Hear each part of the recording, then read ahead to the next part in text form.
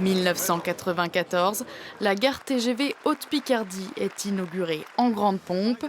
Critiquée pour sa localisation, celle qu'on appelle la gare des Betteraves accueille alors 24 TGV par jour.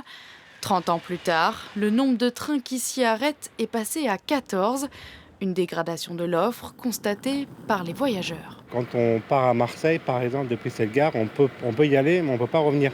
On peut aller à Bordeaux, mais on ne peut pas revenir. Donc c'est un peu idiot de faire une gare si on peut aller quelque part et si on ne peut pas revenir sur le même point de départ. Le premier train du matin pour venir de Roissy à ici a disparu pendant 2 mois. Et personne ne savait quoi que ce soit. Le premier train, du coup, c'était 13h. Donc ça fait un petit peu tard. C'est très mal desservi pour venir jusqu'à cette gare-là, qui est très loin de Saint-Quentin quand même. Il n'y a pas assez de bus.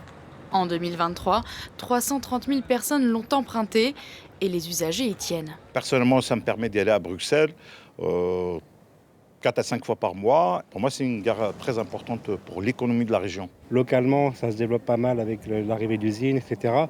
Et même pour les gens, pour aller travailler sur Roissy, par exemple, c'est un vivier de 300 000 personnes. Donc je ne comprends pas pourquoi on ne peut pas développer cette gare, parce qu'on nous parle tout le temps d'écologie. Dans un courrier adressé à l'État et à la SNCF, les élus de la métropole amiénoise alertent sur une offre incohérente et minimaliste.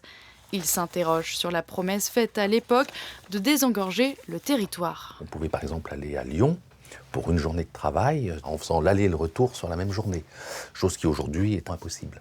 Les élus du territoire pensent qu'il y a un équilibre à trouver entre un modèle économique qui doit effectivement dégager des bénéfices et en même temps un enjeu de desserte du territoire. Amiens est quand même la 27e ville de France, ça n'est pas rien. Face à ces critiques, la SNCF se défend et met en avant la trentaine de destinations proposées. L'offre TGV s'adapte à la fréquentation et aux contraintes ferroviaires, car celle-ci ne se finance que par ses recettes et ses coûts ne cessent d'augmenter. Mais selon le PDG de la nouvelle start-up ferroviaire Kevin Speed, il faut stimuler la demande.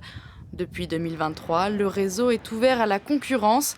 La société proposera dès 2028 des trains entre Paris et Lille. Ils s'arrêteront toutes les heures en gare des Betteraves. Ça permet à plus de 500 000 personnes d'accéder à un train en 30 minutes pour aller à Paris-Gare du Nord ou à Lille. Il faut imaginer qu'on n'a plus besoin de prendre l'autoroute avec sa voiture pour y aller, parce qu'aujourd'hui, c'est ce que font la plupart des gens, prendre la voiture. Ça va changer pour tout le monde ici et ça va aussi changer l'implantation des entreprises qui vont redécouvrir ce site qui a du potentiel foncier et qui a un potentiel de développement très important. Reste à savoir quel sera l'impact de l'arrivée du TGV à Amiens en 2026 avec la ligne Creil-Roissy. La métropole amiénoise n'y voit pas de risque, elle parle plutôt de complémentarité avec la gare de Haute-Picardie.